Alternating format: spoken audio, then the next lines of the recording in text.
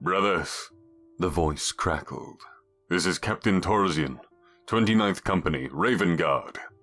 At the vanguard of marching Astartes, a cloaked captain raised his hand in greeting. A spent bolter was maglocked to his thigh, and a gladius glinted in his left hand. The captain's cloak, once a regal blue, was a ragged ruin. Argel Tal raised his own hand in response and replied over the vox.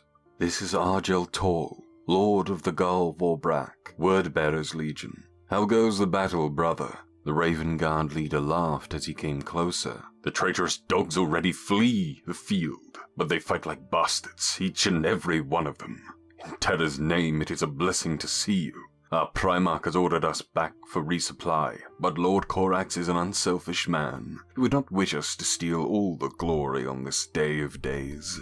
Argel Tal could hear the smile in the other warrior's voice as he continued.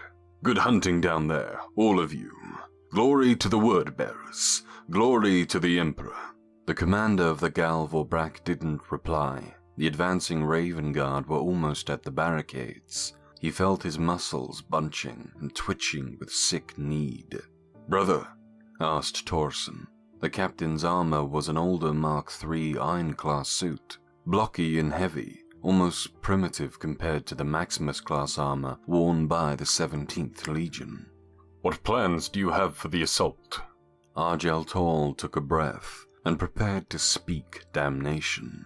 Without knowing why, he couldn't keep from thinking of Lorgar's words to him, spoken so long ago. You are Argel Tal. You were born on Colchis, in the village of Singrut, to a carpenter and a seamstress. Your name means the last angel, in the dialect of the southern steppe tribes. He thought briefly of his parents. 200 years dead now. He had never visited their graves. He wasn't even sure where they might be. His father had been a quiet man with kind eyes, who had round shoulders from a lifetime of devotion to his craft. His mother was a mouse of a woman, with dark eyes and black hair in the ringlets preferred by the southern tribes. She had smiled a great deal. It was his abiding memory of her. How far he'd come, in distance and time, from their riverside hut of packed mud and straw. He could almost feel the river water on his hands now, cooling to the touch, even as it sparkled in the oppressive Colchisian sun. He had 4 older sisters, each as distant and dead as his parents. They had wept when the Legion came for him, though at the time he couldn't understand why. All he could see was the adventure, the joy in being chosen by the holy warriors. The youngest, Lakisha, only a year older than he was, had given him a necklace of desert dog teeth that she'd made herself.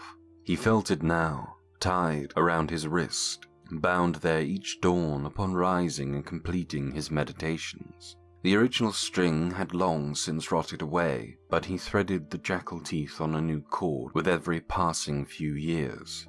His oldest sister, Dumara, had spent every day telling him he was good for nothing but getting underfoot, but she had no unkind words to say that day, and instead brought him a blanket of goat's wool to take with him.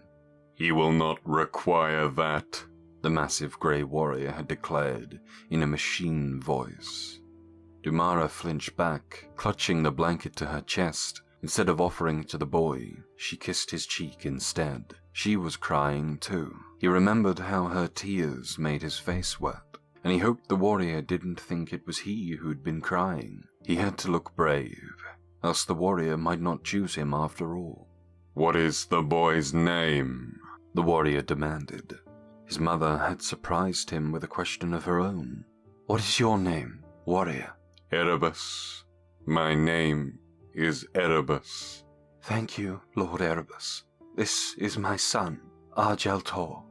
Argel Tal, the last angel. He'd been born as a sickly little thing during a year of blight and drought, and he'd been given a name to mark him as the last child his mother would ever bring into their dry, thirsty world.